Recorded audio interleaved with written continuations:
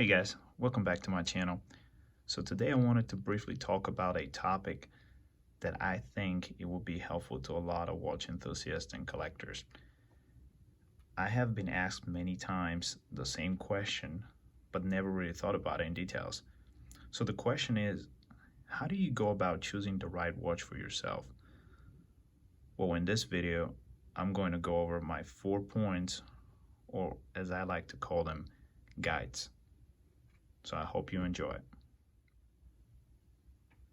So the first thing I always look at is the movement.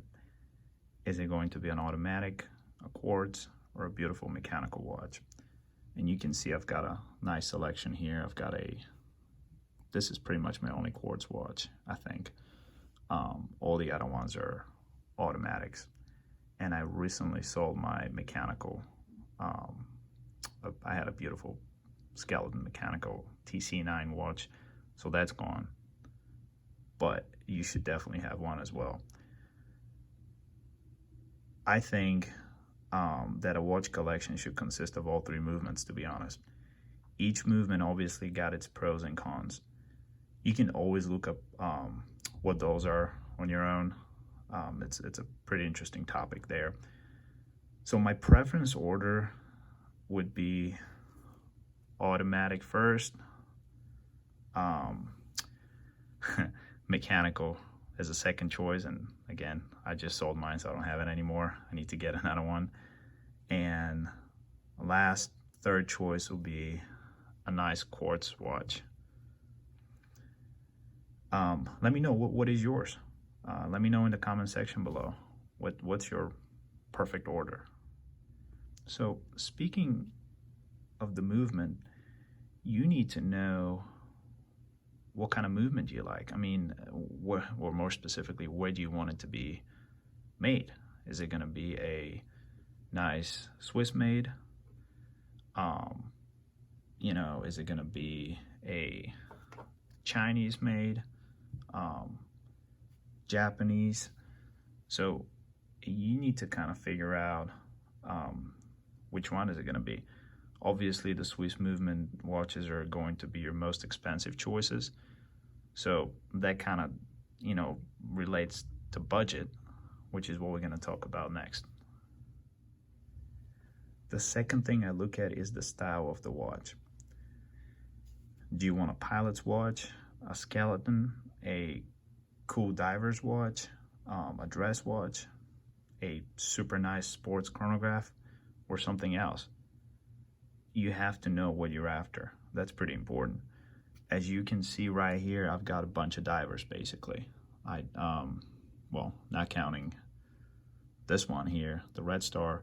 All the other ones are basically divers. So you can say I'm a fan of divers watches, but I do like skeleton watches too. I am not a fan of dress watches, so I kind of know, I guess, what I like and what I don't like. That helps me a lot when I'm, making my next purchase selection. So think about what is your selection? What do you like? The third thing on my checklist is the size. What size do you like? I personally break it down to watches under 40 millimeters, so 39 and below, watches 40 to 43 mil, and 44 and over. So I have a small wrist. I mean, I'm at 6.5. So smaller watches tend to look and sit better on my wrist. However, there's many 43 millimeter and over options with amazing lug-to-lug dimensions that appear to be perfect fit for my wrist. The Red Star would be, a good choice here. I'm pretty sure this one is either 43 or 44. I want to say it's 44, if that tells you anything. Yeah, that one I'm pretty sure is 44. And so it's important to do your research first. Just because it's a watch is 43 or 44, it doesn't necessarily mean that it will be too big for you. So I'm going to compare. Let's do this. This 40, the Mako is 40 millimeters. to the 40, 44. Yeah, there's a difference, but you know what? It's not that bad. I like it, and I'm rocking it. So do your research. All right. So the fourth and last point is the price range as it relates to your own set budget. This is a very important point for sure. You have to know your budget, or at least have a general idea what you're willing to spend without hurting your overall household budget, obviously.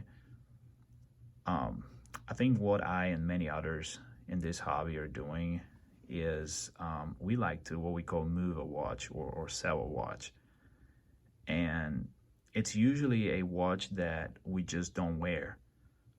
We don't get to wear much. It's not part of our rotation because we have too many in most cases.